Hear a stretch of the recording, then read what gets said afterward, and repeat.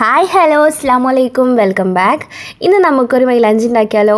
നമ്മുടെ നെയിൽസിലൊക്കെ ഇടാൻ വേണ്ടിയിട്ടുള്ള ഒരു അടിപൊളി മൈലാഞ്ചിയാണ്. ശർക്കര മൈലാഞ്ചി, ജീരക മൈലാഞ്ചി അങ്ങനെയൊക്കെ പറയും കേട്ടോ. അതിന് എല്ലാവരും ഉണ്ടാക്കുന്നത് തന്നെ ആയിരിക്കും. അപ്പോൾ എന്തായാലും നമുക്കിതെങ്ങനെയാണ് ഉണ്ടാക്കണത് നോക്കാം. അപ്പോൾ നമുക്ക് നേരെ വീട്ടിലേക്ക് പോകാം കേട്ടോ. അതിന് വേണ്ടിയിട്ട് ഞാനൊരു ബൗൾ എടുത്തിട്ടുണ്ട്. ഇതിലേക്ക് ഒരു വലിയ സ്പൂൺ നിറയെ ചായപ്പൊടി ഇട്ട് കൊടുക്കുന്നുണ്ട്. അതേ സ്പൂൺ നിറയായിട്ട് വലിയ ജീരകം കൂടി എടുക്കുന്നുണ്ട് കേട്ടോ. പിന്നെ ഈ ഒരു പീസുള്ള ശർക്കര ഒന്ന് പൊടിച്ചിട്ട് അതും കൂടി ചേർക്കുന്നുണ്ട്. ഒരു 1.5 ടീസ്പൂണൊക്കെ ഉണ്ടായിരുന്നു കേട്ടോ നമ്മുടെ ശർക്കര എടുക്കുമ്പോൾ നല്ല കറുത്ത കളറുള്ള ശർക്കര എടുക്കുകയാണെന്നുണ്ടെങ്കിലാണ് കേട്ടോ നല്ല കളറ് കിട്ടുക. ഒരു ലൈറ്റ് മഞ്ഞ കളറൊക്കെ ആണെന്നുണ്ടെങ്കിൽ നമ്മൾ ആ ഒരു കളറായിരിക്കും നമ്മുടെ മൈലാഞ്ചിക്ക് കിട്ടുക കേട്ടോ. അപ്പോൾ ഇത് നല്ലോണം ഒന്ന് മിക്സ് ചെയ്ത് മാറ്റി വെക്കാം. അപ്പോൾ ഇനി നമ്മൾ മൈലാഞ്ചി ഉണ്ടാക്കാൻ വേണ്ടിയിട്ട് ഞാനിപ്പോൾ ഇതേപോലെ ഒരു പഴയ പാത്രമാണ് കേട്ടോ എടുത്തിട്ടുള്ളത്. അതിൻ്റെ സെൻറ്ററിലായിട്ട് ഇതേപോലെ ഒരു ടൈൽസിൻ്റെ പീസ് വെച്ച് കൊടുക്കുന്നുണ്ട്. പിന്നെ അതിൻ്റെ മുകളിലായിട്ട് നമ്മൾ നീരുവെള്ളം വീഴാൻ വേണ്ടിയിട്ട് ഒരു പാത്രം വെച്ച് കൊടുക്കുക. ഗ്ലാസ് വെക്കാത്തത് ഇത് ചെറിയ പാത്രമാണ് കേട്ടോ. ഗ്ലാസ് വെച്ച് കഴിഞ്ഞാൽ നമ്മൾ പാത്രം മേലെ കവർ ചെയ്ത് വെക്കാൻ പറ്റില്ല. അതുകൊണ്ടാണ് ഞാൻ ഇതേപോലത്തെ ഒരു പാത്രം വെച്ച് കൊടുത്തിട്ടുള്ളത്. അപ്പം നിങ്ങൾ നമ്മുടെ ഇരുമ്പിൻ്റെയൊക്കെ പാട്ടുണ്ടല്ലോ, പെയിൻറ്റിൻ്റെയൊക്കെ, അതിലാണ് കൂടുതൽ പേര് ഉണ്ടാക്കാറുള്ളത് കേട്ടോ. അപ്പോൾ ഇതില്ലാത്തത് കൊണ്ട് തന്നെ ഈ ഒരു പഴയ പാത്രം വെച്ചിട്ട് ഞാനത് ഉണ്ടാക്കി നോക്കിയതായിരുന്നു. അപ്പോൾ ആ ഒരു ടിന്നൊക്കെ നമ്മൾ എടുക്കുകയാണെന്നുണ്ടെങ്കിൽ അതിൻ്റെ ഉള്ളിൽ ഗ്ലാസ് വെക്കുന്നതായിരിക്കും കേട്ടോ നല്ലത്. കാരണം അത് നല്ല ഹൈറ്റ് ഉണ്ടാവുമല്ലോ. പിന്നെ ഇതേപോലെ പാത്രത്തിൽ മാത്രമല്ല കേട്ടോ, നമ്മൾ കുക്കറിലും പിന്നെ മൺചട്ടിയിൽ വരെ ഈ ഒരു മൈലാഞ്ചി ഉണ്ടാക്കാൻ പറ്റും.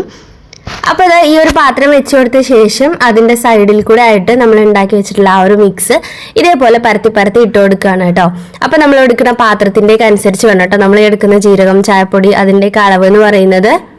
അപ്പോൾ എല്ലാം ഒന്ന് മിക്സാക്കി കൊടുത്ത ശേഷം ഞാനിത് സ്റ്റൗവിൽ വെച്ചിട്ടുണ്ട്. സ്റ്റവ് എപ്പോഴും ഒരു ലോ ഫ്ലെയിമിൽ വേണം കേട്ടോ കത്താൻ വേണ്ടിയിട്ട്. പിന്നെ അതിൻ്റെ മുകളിൽ കവറായിട്ട് വെക്കാൻ വേണ്ടിയിട്ട് ഇതേപോലെ ഒരു സ്റ്റീൽ പാത്രം കൂടി വെച്ചിട്ടുണ്ട്. അതിൻ്റെ മുകളിൽ കുറച്ച് വെള്ളം ഒഴിച്ചിട്ടുണ്ട്. പിന്നെ ഒരു വെയിറ്റുള്ള സാധനം എന്തെങ്കിലും വെക്കാം കേട്ടോ. അപ്പോൾ ആ ഒരു വെള്ളം ഇതേപോലെ തിളയ്ക്കുന്ന സമയത്ത് ആ ഒരു വെള്ളം ഇങ്ങനെ കോരി മാറ്റിയിട്ട് കുറച്ച് തണുത്ത വെള്ളം ഒഴിച്ചു കൊടുക്കാം.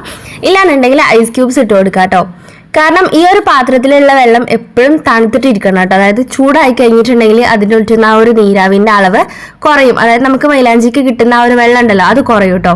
അപ്പോൾ എപ്പോഴും ഇതിൻ്റെ മേലുള്ള ഈ ഒരു വെള്ളം എന്ന് പറയുന്നത് തണുത്തിട്ടുണ്ടാവണം. അപ്പോൾ ഞാൻ കുറച്ച് വെള്ളം ഒഴിച്ചു കൊടുത്തിട്ട് പിന്നെ ഞാൻ 3-4 ഐസ് ക്യൂബ് ഇട്ട് കൊടുത്തിട്ടുണ്ട് കേട്ടോ. പിന്നെ ഞാൻ ഈ ഒരു പാത്രം ആയതുകൊണ്ട് തന്നെ ക്ലിപ്പ് കൊണ്ട് പിടിച്ച സമയത്ത് കുറച്ച് വെള്ളം പോയിട്ടുണ്ടായിരുന്നു.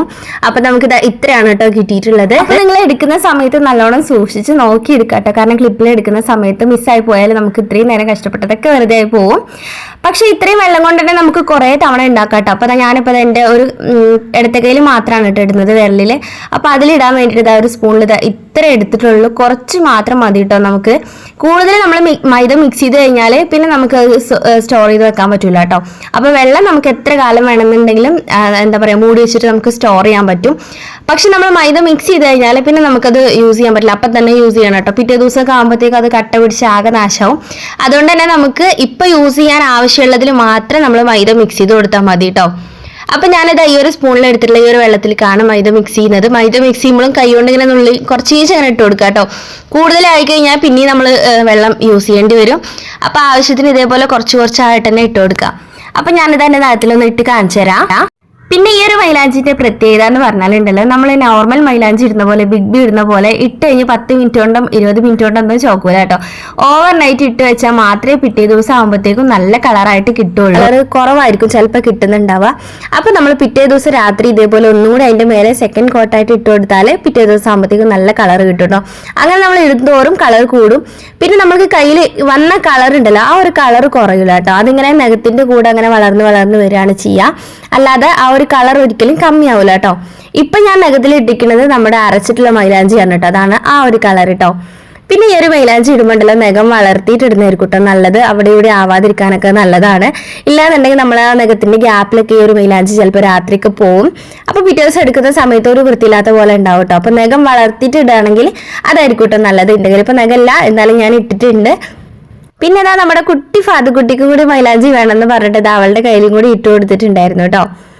അപ്പം ഇത് ഉണങ്ങുന്ന വരെ മാത്രം നമ്മളൊന്ന് വെയിറ്റ് ചെയ്താൽ മതി കേട്ടോ. ഉണങ്ങിക്കഴിഞ്ഞാൽ പിന്നെ അവിടെ ഇവിടെ ആവുന്നുള്ള പേടിയൊന്നും അധികം ഉണ്ടാവില്ല. കാരണം മൈദ ആയതുകൊണ്ട് തന്നെ അതിങ്ങനെ ഒരു പശ പോലെ ഒട്ടി നിന്നോളൂ കേട്ടോ. പിറ്റേ ദിവസം നമ്മൾ രാവിലെ കഴുകി കളയുമ്പോഴേ അത് പോവുള്ളൂ. അതുകൊണ്ട് തന്നെ ബെഡിലും പുതപ്പിലും ഒന്നും ആവുന്നുള്ള പേടിയൊന്നും വേണ്ട. ഉണങ്ങുന്ന വരെ നമ്മൾ നല്ലോണം വെയിറ്റ് ചെയ്യണം കേട്ടോ. ഉണങ്ങുന്നതിന് മുന്നേ തുടച്ചു കഴിഞ്ഞാൽ അത് അവിടെ ഇവിടേക്ക് ആവും. കണ്ടില്ല. അപ്പൊ ഞാനും ഇത് ഫാദുക്കുട്ടി ഇട്ട ശേഷം ഇത്രയും മൈലാഞ്ചി പിന്നെയും ബാക്കിയുണ്ട്. ഇത് ശരിക്കും വേസ്റ്റ് ആണ് കേട്ടോ. ഇത് നമുക്ക് ഇനി പിറ്റേ ദിവസം യൂസ് ചെയ്യാനൊന്നും പറ്റൂല. അപ്പോൾ ഇതാ ഇനി നമ്മളിത് ഓവർനൈറ്റ് വെക്കാൻ വേണ്ടി പോവുകയാണ്. ഇനി പിറ്റേ ദിവസം ചോത്തിട്ട് എങ്ങനെയാണെന്ന് കാണിച്ചു തരാം. അപ്പോൾ ഇതാ ഞാനിതാ ഒരു ഓവർനൈറ്റ് വെച്ചിട്ടുണ്ട് കേട്ടോ. എന്നാലും നഖത്തിൻ്റെ അവിടെ നിന്ന് ഇവിടുന്നൊക്കെ പോയിട്ടുണ്ട് കേട്ടോ. പക്ഷെ പോയ ഭാഗം അങ്ങനെ ചോക്കൂല കേട്ടോ. അപ്പോൾ പോവാതിരിക്കാൻ നല്ലോണം നോക്കാം കേട്ടോ. അപ്പോൾ ഇതാ ഞാൻ ഇതേപോലെ ഒന്ന് ചുരണ്ടി കളയുന്നുണ്ട് കേട്ടോ. അപ്പോൾ ഇതേപോലെ കൈ കൊണ്ട് ഇങ്ങനെ ചുരണ്ടി കളഞ്ഞാൽ പെട്ടെന്ന് തന്നെ കിട്ടിക്കോളും. എന്നിട്ട് നല്ലോണം കഴുകിയെടുത്താൽ മതി. അപ്പോൾ ഇതാ ഫസ്റ്റ് ദിവസം ഇതാ ഇത്രയും കളറാണ് കേട്ടോ കിട്ടിയിട്ടുള്ളത്. ഇതിപ്പോൾ നല്ല ഡാർക്ക് കളറൊന്നും അല്ല, ഒരു മീഡിയം കളറാണ്.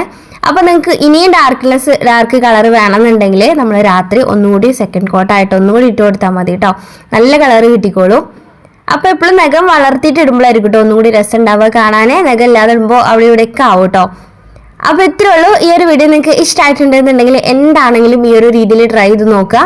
പിന്നെ നമ്മൾ ആവിവെള്ളം കൂടുതൽ കിട്ടാൻ വേണ്ടിയിട്ട് ആവിവെള്ളം കുറച്ചാണ് സമയത്ത് അതെടുത്ത് മാറ്റിയിട്ട് പിന്നെയും വെച്ച് കൊടുക്കുകയാണെന്നുണ്ടെങ്കിൽ കുറച്ചും കൂടി കൂടുതൽ വെള്ളം കിട്ടും കേട്ടോ. പിന്നെ നമ്മൾ ആ ഒരു ടൈൽസ് വെച്ചിട്ടുണ്ടല്ലോ, ആ ഒരു ടൈൽസ് എന്തായാലും വെക്കണം. ഇല്ലാന്നുണ്ടെങ്കിൽ ആ ഒരു പാത്രത്തിന്റെ ചൂട് നേരിട്ട് ഈ ഒരു പാത്രത്തിൽ തട്ടിയിട്ട് നമുക്ക് കിട്ടിയ ആ ഒരു വെള്ളം വറ്റി പോകാനും ചാൻസ് ഉണ്ട് കേട്ടോ. അപ്പോൾ അതുകൊണ്ട് തന്നെ ആ ഒരു ടൈൽസിന്റെ പീസ് എന്തായാലും വെച്ച് കൊടുക്കാം. അപ്പോൾ ഇത്രയുള്ള വീഡിയോ ഇഷ്ടമായ ചാനൽ ഒന്ന് സബ്സ്ക്രൈബ് ചെയ്ത് സപ്പോർട്ട് ചെയ്യുക. താങ്ക്